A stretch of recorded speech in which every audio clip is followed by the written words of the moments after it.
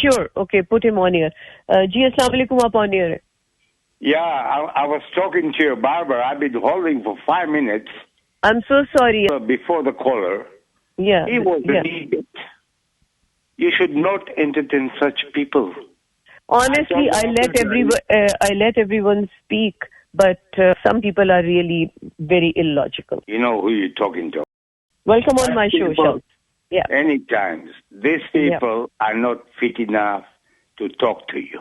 I know. Thank you, I know. They waste our time as well. Yeah. No, why are you wasting time with such people? Just cut them off. And they don't have it.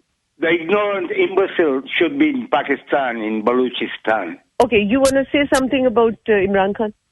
Imran Khan? Yeah. After the Prophet, that's the best person on earth. Wow. Oh, what a compliment. What a compliment. What a compliment. And this is a loss to Pakistan that they are abusing him. They are abusing him. Absolutely. Absolutely, they are abusing his goodness, actually. I'm so afraid if God will punish Pakistan or anyone for that.